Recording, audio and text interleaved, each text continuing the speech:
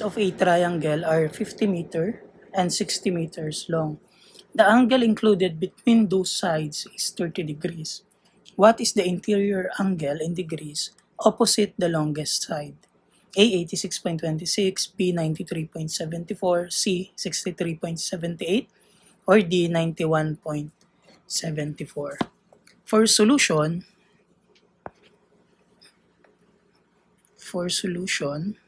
i-drawing muna natin uli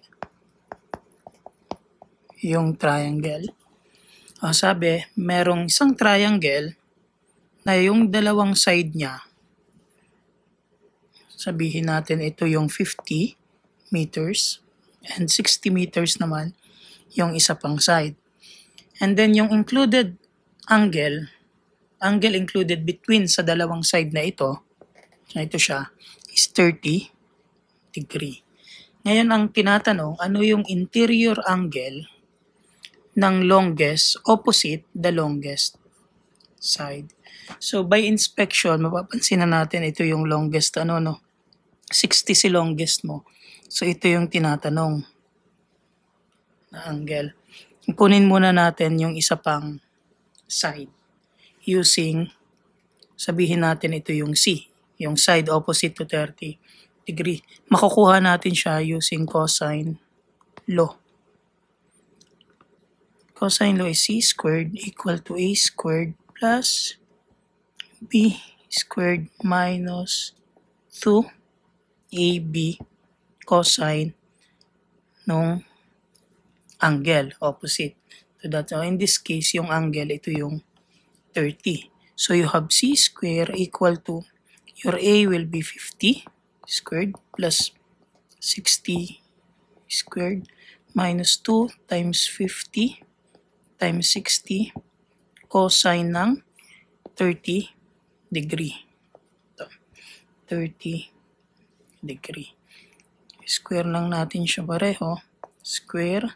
So you have C is equal to calculate square root ng 50 squared plus 60 squared minus 2 times 50 times 60 cosine ng 30 degree.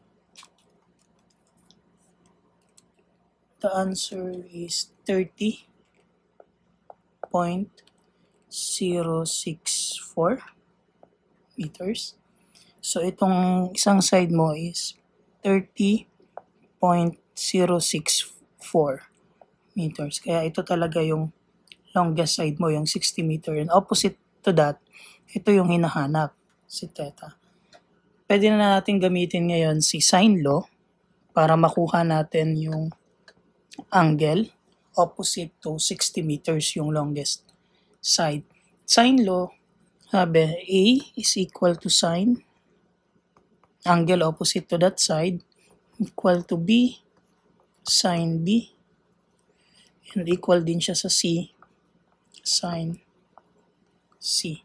Pwede natin gamitin yung nakuha natin, itong 30 degree, tsaka C na 30.064. So you have 30.064 meters divided by sine 30 degree equal siya sa 60 meters and sine theta, sine of the angle. So you have sine theta is equal to 60 meters times sine 30 degree divided by 30.064.